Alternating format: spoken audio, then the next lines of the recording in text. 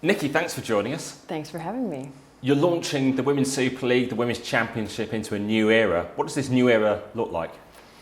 It looks really exciting.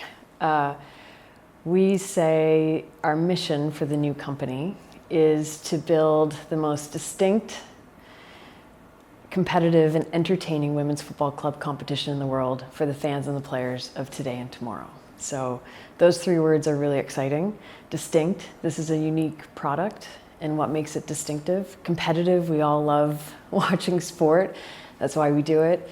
And entertaining, I think, is really the storytelling and that emotion that we all feel connected to the players, to our clubs, and that part feels really exciting. How different will things look next season? I think it depends on which clubs come up and down in the promotion and relegation, but we're in the transition period at the moment. So currently the leagues are owned and operated by the FA, and we're becoming a new independent company in the summertime. And so that is what we're working towards right now. Have you got certain targets, like to, first of all, hit something like £100 million revenue for sponsorship and TV income and build that from there? Well, I suppose we all have our internal financial models, but look, we see this as a startup. The growth metrics in this business are amazing. This is a huge opportunity. I think we have a lot of partnerships that could be exciting. We have a lot of people that want to be part of this. I mean, ultimately, this fan base, this sport is the future, and I think people feel really excited about that. How are you going to judge growth? I think you look at the fan base. Are we getting packed stadiums? Are our athletes growing? The quality of the matches, the competitiveness, and are fans being engaged? Do they want to follow more? Do they want to watch more? So we look at it from that perspective. How do you get more fans through into the stadiums? You know, you look at it, some fans have huge fan bases. Manchester United claim, 1 billion followers, but clearly only a small percentage of those fans are going to women's games. Is it time for fans of clubs to step up, to say, if you're a fan of a club, you shouldn't be going to the men's matches, you need to be going to the women's games too? I think we're learning, at the beginning of this journey in some ways. We're learning, we don't have intergenerational fans or fandom. There's not intergenerational knowledge of the women's game yet. And I think we're at the beginning of that journey. So I think the experience of going to a women's match, I say it's kind of like Glastonbury. It's a festival feeling. It's welcoming. It's fun. It's competitive. It's passionate. And I think people want to be part of that. So the more people get to experience that, I think the more they'll want to come back and be part of it. We had the whole comments from the FIFA president, Gianni Infantino, last year about women needing to push through doors. And then he did clarify that by saying it's about not replicating the men's game in the women's game. How do you assess that? I just see this as a distinct product. And I think what made men's football successful may not necessarily make women's football successful. And I think if we look at what are the fans telling us? What are the insights? Like, I used to work at Nike, so we obsess the consumer. I think if we obsess the fan here, if we obsess the players, what the clubs need, and we make decisions based on what we're learning from them. If we do that, we'll grow and we'll create a strong business model to grow the game. What are the fans telling you they want? The fans are saying it's the passion without the poison. And I think they really say, one of the fans said that to me, I just think that's a really interesting quote. And I think they're seeing that it's a great experience. They want to see more, they want to engage more, they love these players. I think they're incredible role models, and the fans want accessibility and they want to make it easy to watch. There are even things like it's hard to buy tickets, and should it be maintained that fans are mixed, or should there be away sections and things like that? I think we're starting to see bigger away sections. I think that is part of the fun. I think that's part of the competitive spirit. So I think that's starting to come, and I think we're again in some ways the beginning of this journey. And I think each club, each fan base is learning more. But there's a lot of new people to our sport. So the more we can storytell around them, the more they can understand who the athletes are, the more they find a club that they want to follow. I think all of that will be really exciting. And what do the clubs want? More money? I think the clubs want to produce a fantastic product. I think the clubs want to invest in their women's teams. I think they want to provide the best environment for the players to be the best footballers they possibly can be. And I think all the clubs want to win. In the coming seasons, there's going to be more Premier League games live, more EFL games live on television. How do you carve out slots for the WSL and the Championship? Is it the 3 o'clock Saturday slot that you want?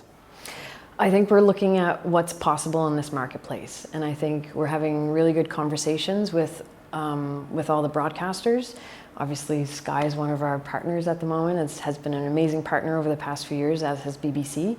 And we're exploring, what is the right partnership in the future. Would you want the 3 o'clock blackout lifted for the WSL? I think we need to find the right slot for the women's game that allows the fans access and to be able to watch as easy as possible. Given the long ban on women's football, does actually the men's game have to give something up to help the growth of the women's game? I don't know that the men's game has to give stuff up. This isn't about taking. This is a and proposition. This is a unique product with a unique fan base. And yes, of course, there's a certain level of crossover and it's the same sport, but equally, we're carving our own path. Obviously, we have similar shareholders in a lot of places within the clubs. But again, I just see this as an and proposition. Women's football doing well is good for everybody.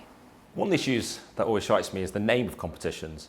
We have the FIFA World Cup, but the FIFA Women's World Cup, the Premier League, but the Women's Super League. Do we need to remove gender from the title? It's only women's competitions that have women's in it, or does that help with the marketing? I think it depends. I think what the NCAA has done recently is really interesting. So you have the men's Final Four and the women's Final Four, and that's worked for them. So I think it depends on what the strategy is and what makes sense for that particular market. Would you look at removing women's from the title of the WSL with whatever brand emerges? I think we'll explore what the right possibilities are in the future if we choose to look at a rebrand. Because obviously, even with the FA Cup is the men's, the Women's FA Cup has women's with it. It implies one is the dominant product almost. It depends how it's marketed. So if you are then marketing it and I think the Women's FA Cup, again, is sort of a new proposition, and the Men's FA Cup has a different heritage and a different history. So I think it, in some ways, depends on the marketing, the budgets behind it, and then what audience you're going after. Obviously, we still have the gender pay gap across football and so many sports. Do you think that gender pay gap can be closed, or it's not about comparing, say, women's salaries and men's salaries in football? Look, I'm a female, so that is obviously a personal, emotional thing, just as a female. I think men's football is valued based on revenue, and we have to prove that women's football can generate revenue. And I think we have a stronger argument, like the women's US national team did with their argument, because of that particular fact. So I think there's opportunities in the future, and I think it's something that we all hoped and aspire to get to. Ultimately, it's down to the sponsors and the broadcasters paying more, though, isn't it? I think it's putting together a strong business proposition that points to an investable proposition that broadcasters and partners want to be a part of. I believe this audience, I believe this sport is the future. And who doesn't want to be part of the future? And the Lionesses are the more successful England team as well. Absolutely, and I think their success is translated into the league's success. But I don't see a world where they both can't be successful. Do you have a vision, say, you think 10 years' time, that the top Premier League players, the top WSL players should be earning similar amounts? I don't see why that can't be a world in the future. I think there's obviously a long ways we need to go, but our focus right now is making sure that we're building the best foundation possible and to put the infrastructure around the players so that they can become the best players they possibly can be, so we can have the best possible product on the pitch and that the fans can engage with it. Do you have a vision for when true equality will be delivered? And we're not talking about actually trying to catch up. If I had that crystal ball for society, but look, I believe in the power of sport, and I think the power of sport can also help influence and shift society. So the closer we get to that in sport, I think the closer we get to that in society. Obviously, we still do see some of the darker side of sexism and misogyny. How much of a concern is that for you as you sort of enter this key role in the women's game? I don't see it as that. I look at the opportunity, that's what I focus on. I think a lot of that is not in my control, and I see the inspiration. I also see these athletes as just the most incredible role models. And I think that's what inspires me, and I don't think about the other stuff. Now you've got a few months until the new season does begin. What is your priority to deliver for season 1 of NewCo? Well, to get NewCo independent up and running. And then I think the priorities are to set up the structure and the team so that we're communicating really well and we're listening to the voice of the athlete, what the clubs are saying, and what the fans are saying. And we're starting to really create decision making off the back of that. And a message for clubs to put even more money into the women's programs in particular as well? I think they are doing that already. I think the clubs are investing. I think everyone's really trying because they see what an exciting proposition this is. And I think the more we show the growth proposition, the more people will want to be part of it. Do they need to be using the main stadiums more next season as well? I think that's starting to come. I think we're starting to see areas where there's success. Obviously, Arsenal is a great example of that. I also see Bristol, I think has the 4th highest attendance in all of Europe. And so I think it's around, the fan experience. And I think clubs are starting to learn more about their particular fan base and also what the fans want to see when they come to the stadiums. And the message you said, it's about passion, not poison. Is this to show this is a welcoming environment, that you can have excitement, you can have that engagement, Absolutely. But without abuse and vitriol in the stadiums? Yeah, I mean, these are elite athletes who are able to play as their authentic self. And so that's what makes it inclusive for everybody. This is a welcoming environment, but it's equally passionate because it's sport and it's competitive and we all want to win. And that's what makes it so exciting. Excellent. Thanks so much for your time. Good luck with the new era. Thank you.